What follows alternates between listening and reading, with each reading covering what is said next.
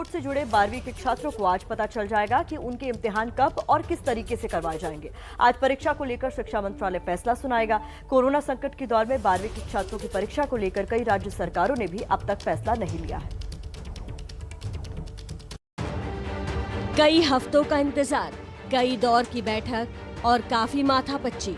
आज उस सवाल का जवाब मिल जाएगा कि सीबीएसई बोर्ड के 12वीं के छात्र छात्राओं का इम्तिहान कैसे होगा।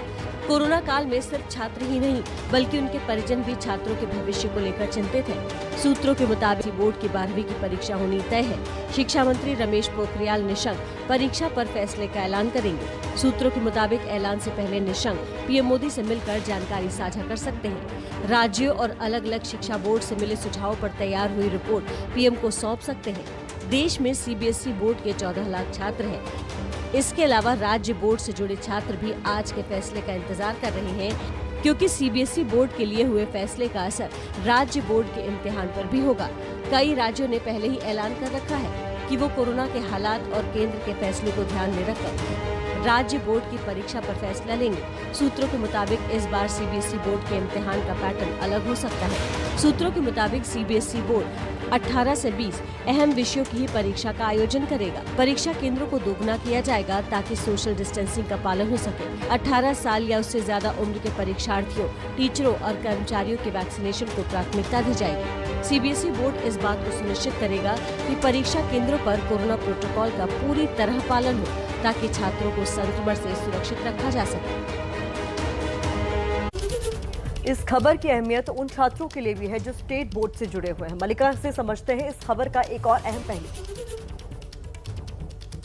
देश भर में सीबीएसई बोर्ड के 12वीं के 14 लाख से ज्यादा छात्रों के इम्तिहान का फैसला तो आज हो जाएगा, लेकिन कई राज्यों के स्टेट बोर्ड से जुड़े छात्र अब भी पशुपेश में हैं कि उन्हें इम्तिहान देना है या नहीं, और अगर परीक्षा हुई तो उनका पैटर्न क्या होगा। हम आपको टच स्क्रीन के जरिए बताते हैं कि 12वीं के बच्चों को लेकर स्टेट बोर्ड का क्या रुख है, क्योंकि इम्तिहान पर माथापच्ची लगातार जारी है।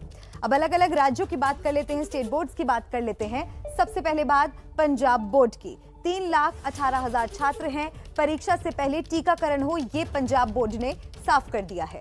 राजस्थान की अगर बात की जाए तो राजस्थान बोर्ड ने यह फैसला किया है कि हालात को देखने के बाद ही अंतिम निर्णय लिया जाएगा, और यहां पर 4,40,000 छात्र हैं। गुजरात की अगर बात की जाए तो गुजरात बोर्ड ने जुलाई में परीक्षा लेने का फैसला लिया है और यहां पर 6,83,000 परीक्षा देंगे।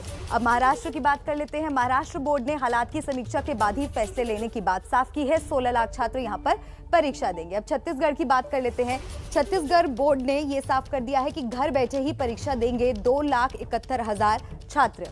अब झारखंड की अगर बात करें तो झारखंड में फिलहाल परीक्षा कराना सही नहीं है। झारखंड बोर्ड ने इस बात को साफ कर दिया है। तो 2,34,000 छात्र यहां पर हैं। अब बात बंगाल की कर लेते हैं।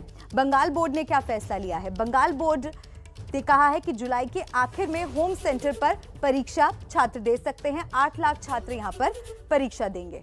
अब बिहार की बात कर लेते हैं तो बिहार बोर्ड ने कहा है कि ऑनलाइन परीक्षा पर जोर दिया जाए। 10 लाख छात्र यहां पर ऑनलाइन परीक्षा देंगे। उत्तर प्रदेश की अगर बात की जाए तो उत्तर प्रदेश में 26 लाख छात्र हैं।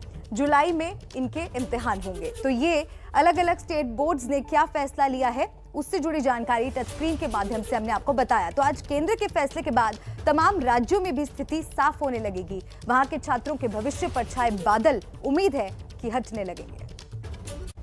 तो परीक्षाएं हों या ना हो, इसको लेकर अलग अलग स्टेट बोर्ड्स क्या सोचते हैं, मलिका ने बहुत आसान भाषा में टच स्क्रीन के जरिए आपको समझा दिया।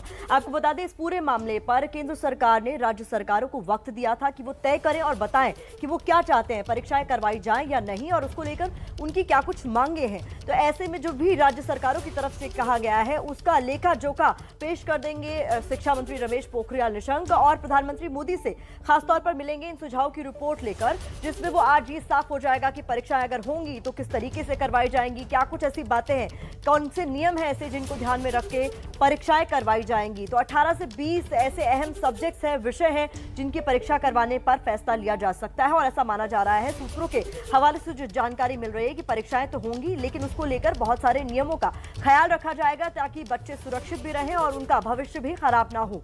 तो आपको बता दें कि 14 लाख से ज्यादा छात्र हैं सीबीएसई के देश में, जिनके भविष्य का फैसला आज हो जाएगा। साफ हो जाएगा कि किस तरीके से परीक्षाएं कराई जाएंगी, कौन से ऐसे सब्जेक्ट्स हैं जिनकी परीक्षाएं होनी है। और इसी ऐलान से पहले पीएम से मिल सकते हैं शिक्षा मंत्री रमेश पोखरियाल निशंक। प्रधानमंत्री मोदी को खासतौर पर सुझाव की रिपोर्ट वो सौंपेंगे, वो सुझाव जो अलग अलग राज्य सरकारों ने दिए हैं कि बोर्ड की परीक्षाएं अगर हो तो किस तरीके से हो।